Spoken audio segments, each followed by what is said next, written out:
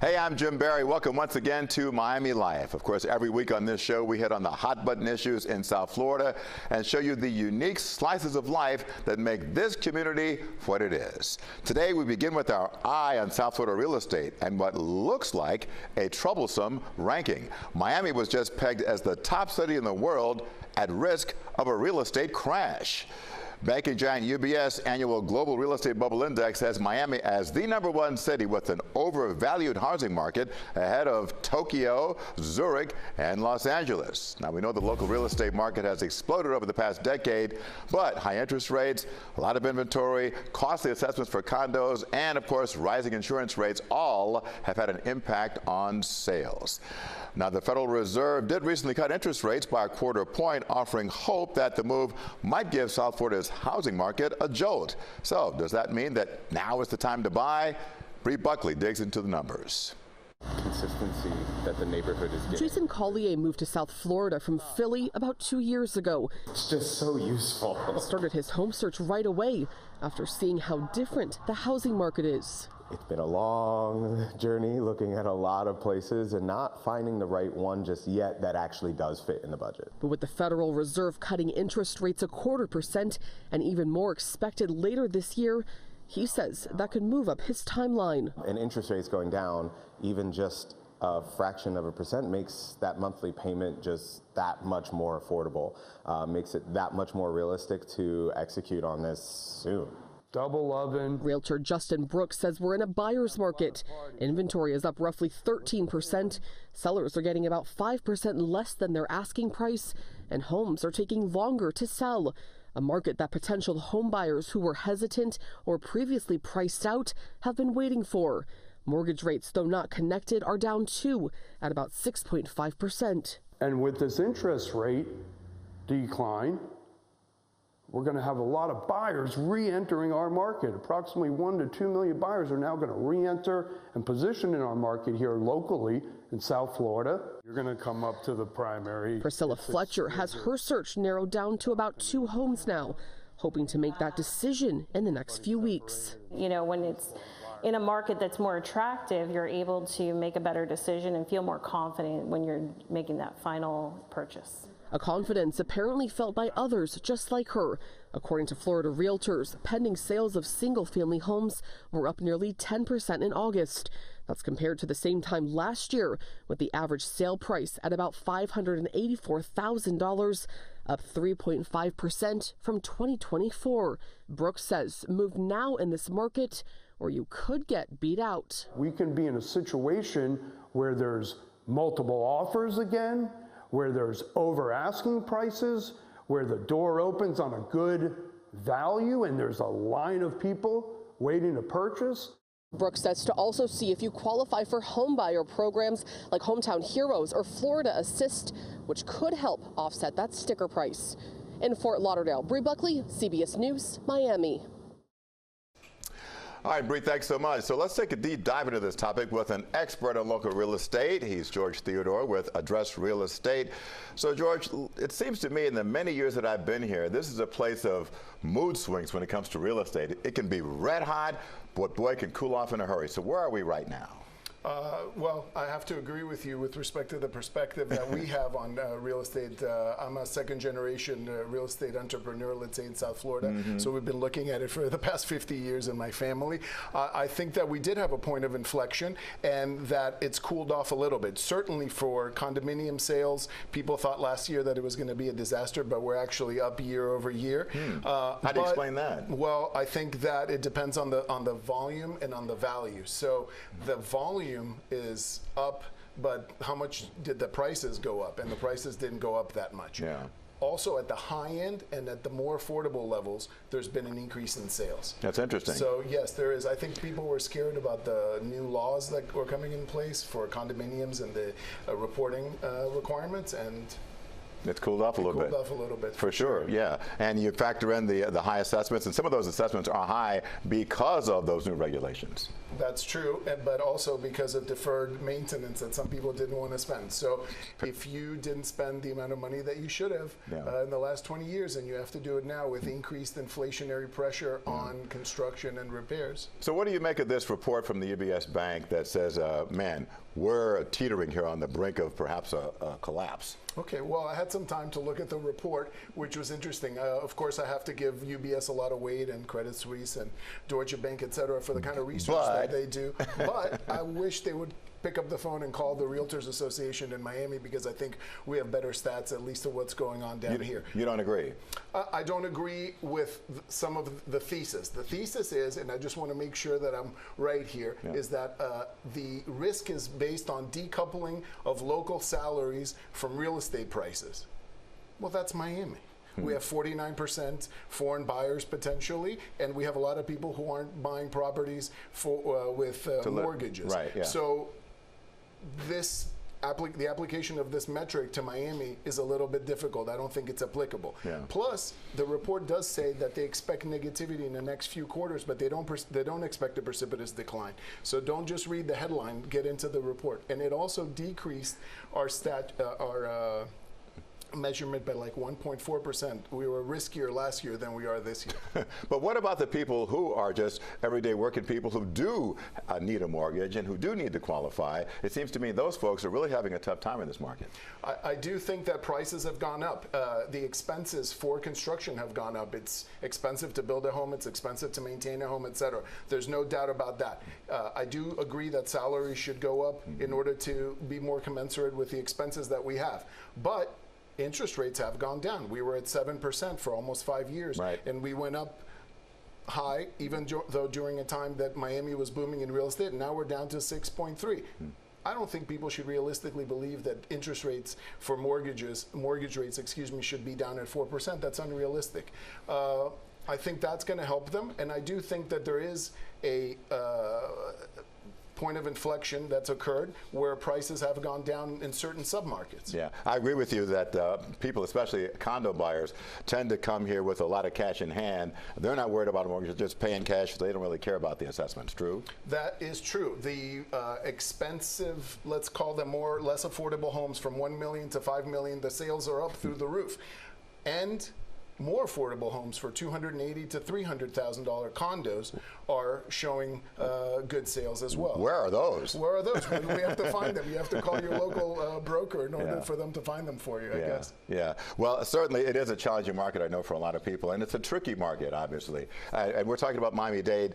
Any idea of how it is in Broward and how that might differ there as opposed to Miami-Dade? I think that Broward is having also mixed numbers. I can tell you for sure in Palm Beach, there's a booming market, and all the stats are high. But the UBS report that we were talking about before didn't mention Broward. It mentioned Miami and more related to the city center and not up there. So I don't think if I lived in Broward, I would look at that report. So bottom line, should a prospective home buyer worry that the house they buy today will be worth a lot less tomorrow, or not?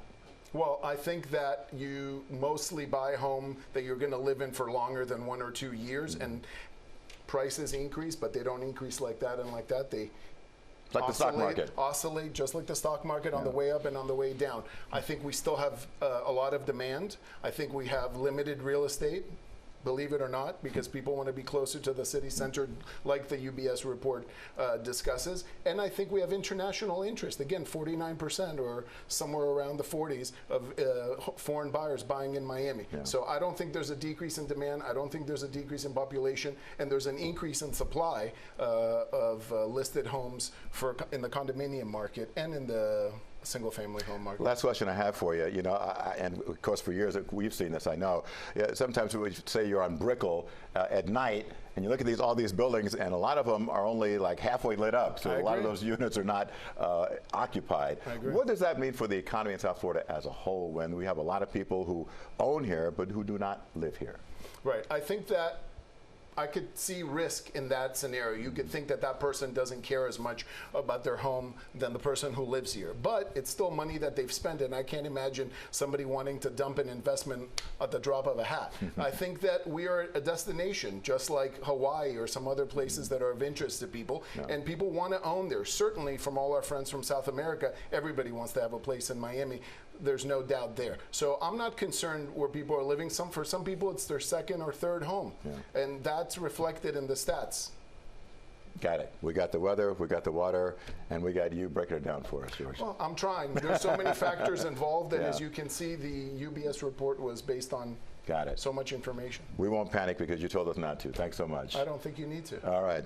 George Theodore, thank you so much for being with us. Up next, the season is over, unfortunately, for Miami Dolphins superstar Tyreek Hill after that devastating knee injury. We're going to look at what is next for the Dolphins star as he eyes a long recovery and perhaps an uncertain football future.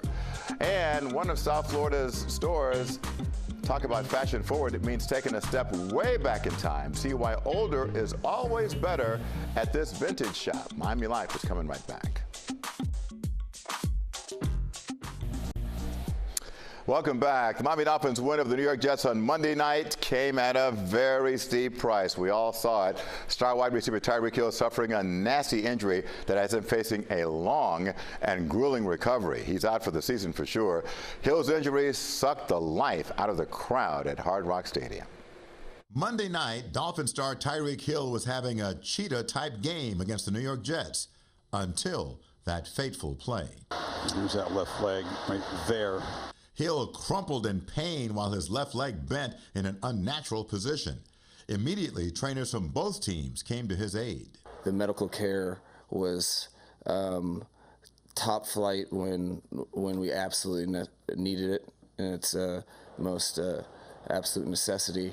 The major things that you want to avoid in something that serious was avoided. As Hill was carted off the field, he flashed a big smile, something which stunned a former teammate who was among the first to speak to him after the injury. He said he was like fighting passing out, and that's why he was laughing and clapping and like trying to keep himself up, you know what I mean? Which is crazy to think about. Hill carried his positive attitude into the hospital, where he was in good spirits right before going into surgery. All right, guys, Tyreek Hill here, the cheetah, about to go in for this surgery. Keep your boy in your prayers. You guys have been awesome, man. Fans Nation, just the whole entire NFL have been amazing. You know, sending me lots of love, lots of prayers. Now the question is, what lies ahead? An orthopedic surgeon spelled out what Hill could face in the timeline for his recovery. And it's really not until 6 months where he starts doing cutting activities. At around 9 months, Hill will start sport-specific training. Now, even if he does make a full recovery, Hill's age and contract situation means his future with the Dolphins and perhaps even the NFL is up in the air. I talked to CBS Miami Sports anchor Mike Cugno about that.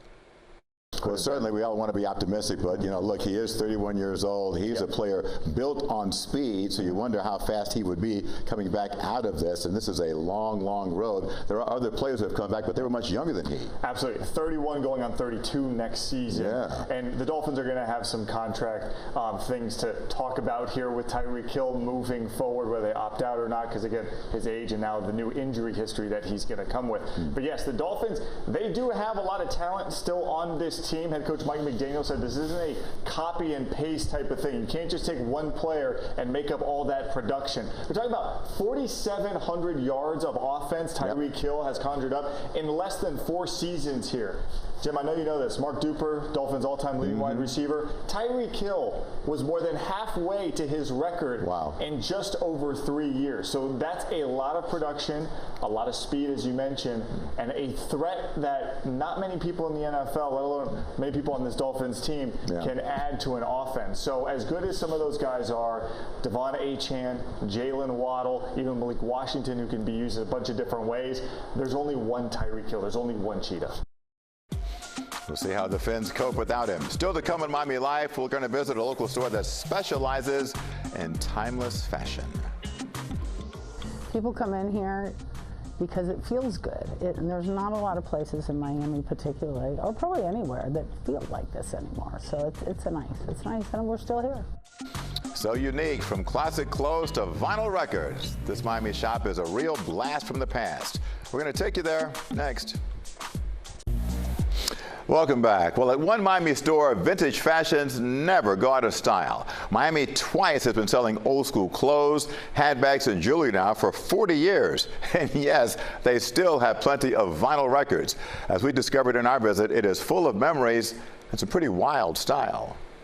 This is the best vintage spot in Miami. I can't find any better vintage old pieces. Located in a tiny shopping center on Bird Road in West Miami is a place where the past is always present. For 40 years, Miami Twice has been South Florida's go-to shop for vintage fashion. It is packed floor to ceiling with dresses, jeans, and shoes from yesterday and today. You can put in the other... He knows what he's talking about. Customers browse the classic designer sunglasses and jewelry. In some ways, the store is a time capsule. Hi, welcome back. That members-only jacket you wore back in the 80s, they got it. Same for that Ultimate Warrior t-shirt that you loved as a kid. Old Life magazines line the walls and stacks of vinyl records. At this shop, they take vintage seriously. Vintage has a few definitions. Our definition is typically that it's 30 years old or older. It could be a piece of clothing, it could be a piece of jewelry, it could be a bag. Look at the work she does in it, though. You crazy? Mary Kyle Holly is the owner. She opened Miami Twice with her sister in 1985. Back then, it was a vintage department store. We didn't know what we were doing, and we just opened. We had furniture, we had jewelry, we had lighting, we had everything. Coffee makers, like vintage toasters. Over time, the store became more fashion-centric, and Holly curated the merchandise, like the selection of designer handbags. Honestly, if we were just selling vintage clothing, we would not still be here. We also do new clothing, and again, if we just did new clothing, we would not be here. It's the mix of 40 years of what we've put together and still having bits and pieces of things here. It's easy to find one-of-a-kind items here, like this far-out dress. So this is the things my sister has made. This was made out of 1970s Star Wars sheets. There is no exact science when it comes to buying vintage. Holly says she just knows when she just has to have something. With clothing in particular, it's got to speak to me. It's got to be something different. Certain brand names are almost guaranteed to sell, especially when it comes to purses. Chanel and Louis Vuitton by far are our number 1 and 2. But every brand has a certain bag that the minute I get it, it's gone. It's actually that one right there. Like that bag's going to sell in 1 second. That's a vintage Fendi baguette. One decade is always king when it comes to vintage fashion. The groovy 70s. I still think it's mostly used for parties. I don't think there's a lot of people that wear it for real. There's a few. I think the 70s is just easy. I think the 70s was fun. For me, the clothing is polyester, so it ain't going anywhere. It's very durable. You can wear it. I can rent it. You know what I mean? Part of the appeal of buying vintage is being able to stand out in a crowd.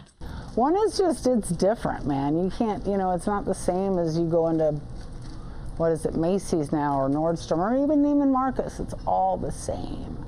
And my customer likes to be different. Manager Lisby Garcia has been working at the shop since she was 15. She loves the diverse clientele who come in looking to liven up their wardrobe. Well, we get people who are interested in buying vintage or Victorian jewelry, and people who are interested in buying the latest Chanel double flap purse. There's also the costume crowd that comes in every October when the store transformed into the ultimate Halloween costume shop. We are very well known in the month of October for our Halloween costumes. We transform quite a bit. A lot of what is currently out goes away and it becomes hyper-focused on Halloween costumes. People love it.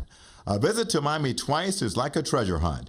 You may get lucky and find something truly special. Not everybody having the same one, something that has history, a story behind it. Maybe when I get dressed up and I'm going out, I like to think, I wonder what this, somebody else, what their experience was in this coat. Kind of like the one I got today.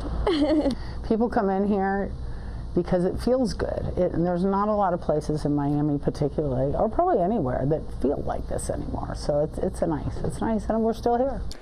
And also this heads up, if you happen to visit Miami twice during October, be advised the store transforms into Halloween Central with all sorts of costumes to get you ready for any spooky parties that might be on your calendar.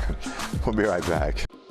And finally, the hits just keep coming for the Miami Heat's well-intentioned tribute to the team's most iconic player, Dwayne Wade.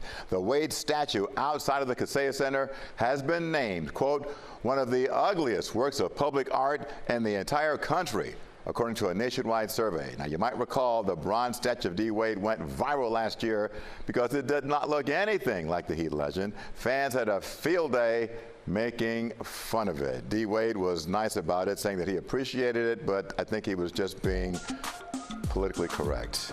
D. Wade, that ain't you, man.